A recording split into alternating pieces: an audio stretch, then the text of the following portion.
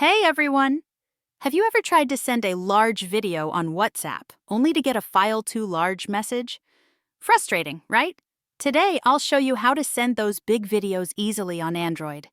Let's solve this. First off, make sure you have the latest version of WhatsApp by updating it on the Play Store.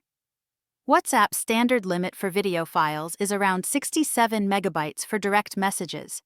Anything larger will need a different approach, and I'll show you a few great ways to work around this. Did you know WhatsApp has a document option that allows sending larger files? When you're in a chat, tap on the paperclip icon, select Document instead of Gallery, and choose your video file. This allows files up to 2 gigabytes, so if your video fits, you're good to go. Just make sure the video is saved in your Files app to access it here. And that's it. With these tips, sending large video files on WhatsApp is easier than ever.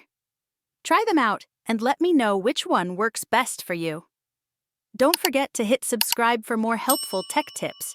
Thanks for watching.